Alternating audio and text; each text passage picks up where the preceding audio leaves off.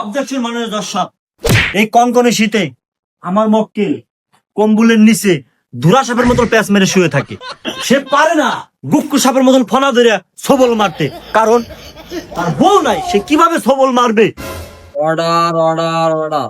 তোরা দুই উকিল আজকে যদি করতে না পারস মামলার ফয়সালা, লোহা গরম করে দিব তোকে গোয়ার উপরে ছেকা। তোরা দুই উকিল তাড়াতাড়ি আদালতের কার্যক্রম শুরু কর। মাননীয় দর্শক, একটা ছেলে কতটা নিরুপায় হলে তার বৃদ্ধ বাবার নামে মামলা করতে পারে? অবজেকশন এর অর্ডার। একটা ছেলে কত বড় বেয়াদব হলে এরকম একটা বৃদ্ধ বাবার নামে মামলা করতে পারে? অবজেকশন মাননীয় দর্শক, আমার মক্কেল মামলা করবে না কি করবে? আমার মক্কেল নিরুপায় হয়ে তার বাবার নামে মামলা করেছে। অবজেকশন মাননীয় দর্শক, আমার মক্কেল পুরাই নির্দোষ। তার এই কুলাঙ্গার ছেলে কাজ কাম করে না, কিচ্ছু করে না, সে নেশার টাকার জন্য এই মামলাটা করছে। অবজেকশন মাননীয় দর্শক, এটা সবই বানানো কথা। আমার মক্কেল তার বাবার নামে এই কারণে মামলা করে নাই। তাহলে মামলা করা হলো কি কারণে?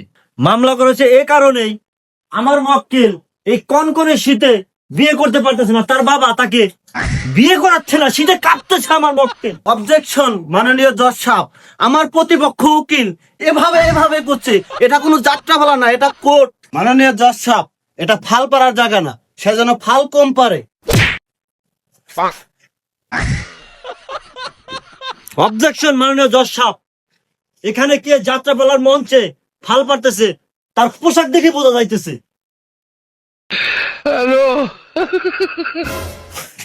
মহামান্য আদালত, আমার মক্কেলের চুলবাল সব পেকে যাইতেছে। আমার মক্কেলকে তার বাবা কেন বিয়ে করাইতেছে না আমি তার কাছ থেকে জানতে চাই, আমাকে অনুমতি দেওয়া হোক। অনুমতি দেওয়া গেল। ধন্যবাদ মহামান্য আদালত। আচ্ছা মিস্টার শরীফ, আপনি বিয়ে করেছেন, আপনার বয়স কত তখন? 15 বছরে বিয়ে করেছি। আচ্ছা মিস্টার শরীফ, আপনি বিবাহর পর কোনো কাম কাজ করতেন না। তাহলে আপনি আর আপনার বউ খাইতেন কিভাবে, চলতেন কিভাবে? আমার বাপ সব চলাইত। পয়েন্ট ইউর নোটেড মহামান্য আদালত। মহামান্য আদালত, আমার মক্কেলের বাবা তার বাবার হোটেলে বসে খাইছে, আর আমার মক্কেল কি এমন অপরাধ করছে যে তাকে বিয়ে বিবাহ করানো হচ্ছে না? অবজেকশন মাননীয় জজ সাহেব, আপনি অনুমতি দিলে আমার প্রতিপক্ষ মক্কেলের সাথে আমি কিছু কথা বলতে চাই। অনুমতি দেওয়া হলো। অনুমতি দেওয়ার জন্য থ্যাংক ইউ মাই লর্ড। আচ্ছা মিস্টার মানিক, আপনার বয়স কত? আমার বয়স 15। এটাই তো পয়েন্ট টু বি নোটেড মাননীয় জজ সাহেব। মহামান্য আদালত, আমার মক্কেল 15 বছর কালে বিয়ে করছে, দেখা কি তার ছেলেও 15 বছর কালে বিয়ে করবে? এই আগেকার দিনের কথা আর এখনকার দিনের কথা এক করলে তো কাজ হবে না। আগেকার জামানার মানুষ তো 10 বছর কালেও বিবাহ করেছে, আর এখনকার 20 বছরের বাচ্চারাও নাক টিপ দিলে দুধ বাইরে, তাহলে কেমনে বিবাহ করবে? অবজেকশন মাননীয় দর্শক, এই কনকনে শীতে আমার মক্কেল কম্বলের নিচে ধুরা সাপের মতো প্যাঁচ মেরে শুয়ে থাকে। সে পারে না গুক্কু সাপের মতন ফনা ধরে সবল মারতে, কারণ তার বউ নাই। সে কিভাবে সবল মারবে? মাননীয় দর্শক, শুধু কি তাই, এই শীতে সবাই ভাবা পিঠা খাবে, বিজিনি পিঠা খাবে, ভাজা পোড়া পিঠা খাবে। আমার মক্কেলের কি শখ করে না সে খাবে? সে কিভাবে খাবে?